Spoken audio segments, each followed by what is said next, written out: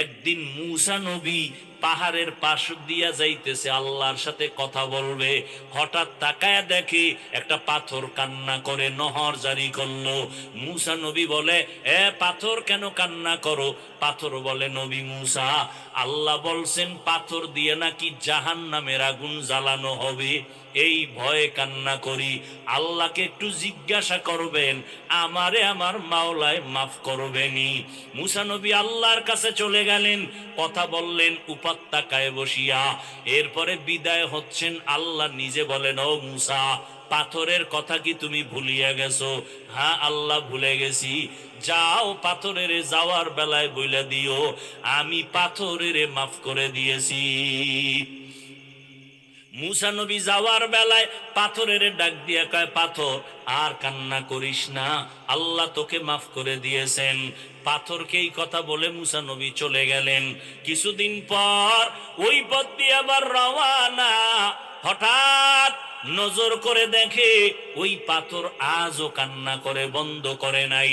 আল্লাহর নবী মূসা বলে, এই পাথর, এতদিন তো কান্না করেছিলি জাহান্নামের আযাবের ভয়ে, আল্লাহ তো মাফ করে দিয়েছেন, এখন কেন কান্না করো? পাথর ডাক দিয়া কয়, নবী মূসা, এতদিন আমি কান্না করার পর আমি বুঝতে পেরেছি আমার মাওলার কাছে কান্না বড় মায়ার, বড় প্রিয়। এতদিন আমি কান্না করে বুঝলাম আল্লাহ কান্না পছন্দ করেন, এই জন্য আমি এতদিন কাঁদছি জাহান্নামের ভয়। এখন আমি কান্না করি আল্লাহর মোহাব্বত বাড়ানোর জন্য। ওমরে ফারুক কান্না করে, ভাই আবু হুরায়রা, হাসরের ময়দানে আল্লাহর সামনে কেউ কথা বলার সাহস হবে না। ওই সময় জাহান্নামের আওয়াজ, মানুষগুলো পাগলের মতো হয়ে যাবে। আল্লাহ যদি ঘোষণা করে সব মানুষ জান্নাতে যাবে, একজন মানুষ জাহান্নামী হবে, আমি ওমর ভয় পাইতেছি ওই জাহান্নামী আসামিটা আমি ওমর হয়ে যাই কিনা, এই ভয়ে কান্না করতেছি। ও আল্লাহর বান্দারা, ও যুবক, পর্দার আড়ালের মা বোনেরা, ও বৃদ্ধ বাবাজিরা, আমি এতক্ষণ আপনাদেরকে যে কথাগুলো শুনাইলাম, আমি কিন্তু একবারও বলি নাই আমার মতো পাঁচকল্লি টুপি সবাই মাথায় দাও, না হয় গুনাহ হবে। একবারও বলি নাই, বলবো না। আমি কওমি মাদ্রাসায় পড়েছি, একবারও বলি নাই কওমিতে না পড়লে তুমি জাহান্নামী, বলি নাই, বলবো না। আমি তাবলিগের লাইনের সন্তান, একবারও কিন্তু আমার কলিজার একটা যুবকেরও বলি নাই তাবলিগ যদি না করো জাহান্নামে যাইবা। আমি আহলে হক পীর মাশায়েখের লাইনের সন্তান, একবারও কিন্তু বলি নাই পীরের কাছে না গেলে তুমি জাহান্নামে যাইবা। তাহলে আমি কি বললাম? তোমাকে এই কথাও বলি না, এ যুবক, স্কুল কলেজ বাদ দিয়া আমগো মাদ্রাসায় এসে বড় হুজুর হও, তাও কিন্তু বলি নাই। কি বলতে চাই? দুনিয়ায় যতদিন বেঁচে থাকবারে বাবা, গোলামি করবা আমার আল্লাহর, আদর্শ মানবা মদিনাওয়ালা নবীর। স্কুলে পড়া নিষেধ না, যারা স্কুলে পড়ো আলহামদুলিল্লাহ, কলেজে পড়ো আলহামদুলিল্লাহ, দোয়া করে গেলাম ডাক্তারি পড়ো, ডাক্তার হয়ে যাও, ইঞ্জিনিয়ারিং পড়ো, ইঞ্জিনিয়ার হও, তবে বেয়াদব হইবা না। তোমার ব্যবহারে যেন কোনো আলেমরা কখনো কষ্ট না পায়, তোমার ব্যবহারে যেন মা বাবা কখনো কষ্ট না পায়, তোমার ব্যবহারে এলাকার মুরব্বীরা যেন কষ্ট না পায়, তোমার ব্যবহারে কোনো মানুষের অন্তরে যেন কষ্ট না পায়। কষ্ট পাইলে বরদোয়া আসবে, বরদোয়া যদি আসে জীবনে সফল জীবন লাভ করতে পারবা না। অতএব সবার সাথে ভালো আচরণ করবা, আল্লাহর কোরআনটা পড়বা, পাঁচ বেলার নামাজ ঠিক মতো পড়বা, মা বাবার দোয়া ছাড়া চলবা না। মা বাবার দোয়া ছাড়া আমিও চেয়ারে বসতে পারি নাই, মা বাবার দোয়া ছাড়া তুমিও পরীক্ষায় পাশ করো নাই।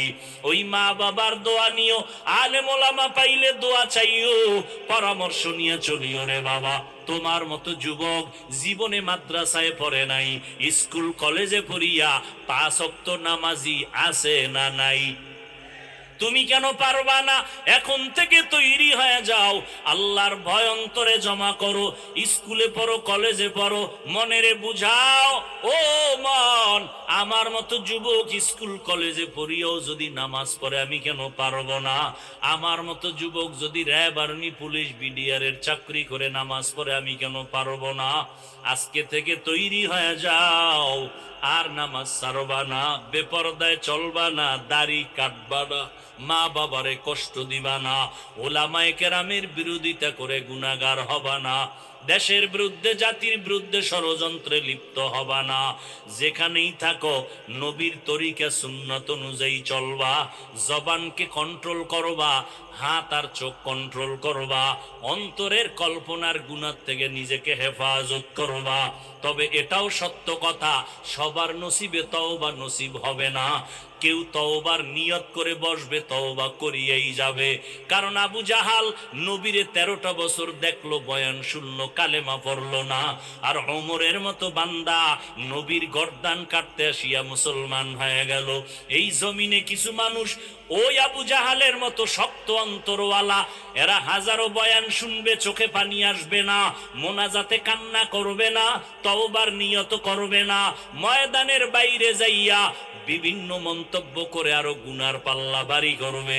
আর একদল বান্দা ওমরের মেজাজওয়ালা, গুনাহ নিয়ে ডুববে, হঠাৎ করে গুনার কথা স্মরণ যখন হয়ে যাবে, একা একা বয়া বয়া কান্না করবে আর বলবে, ও দয়ার মালিক, মনে হয় যেন এই মাঠের মধ্যে আমার মতো গুনাহগার কেউ নাই।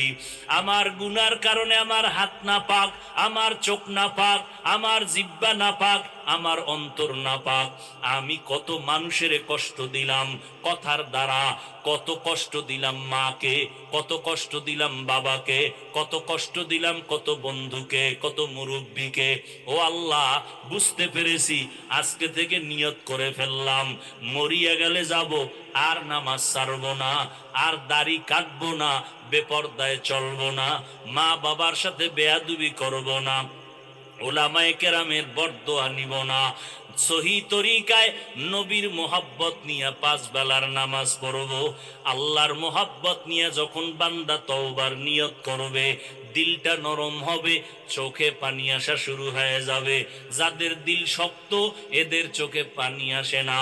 ও আল্লাহর বান্দারা, তওবা করার যদি কারো অন্তর তৈরি হয়ে যায়, মুনাফিকি না থাকে, খাঁটি তওবার নিয়ত যাদের অন্তরে আছে, আজকে থেকেই নবীর তরিকা মেনে চলবা, জবান আর চোখ আর হাতের দ্বারা গুনাহ করবা না, নামাজ ছাড়বা না। আজকে থেকেই যাদের পাক্কা নিয়ত হয়ে গেল, তাদেরকে বলবো খাঁটি তওবার নিয়তে দুটো হাত আমার আল্লাহকে দেখাইয়া দেই। আয় আল্লাহ, হাতগুলো কবুল করে নেন, তওবা কবুল করে নেন, তওবার উপরে মজবুত হইয়া চলার মতো তৌফিক দান করেন, আমিন।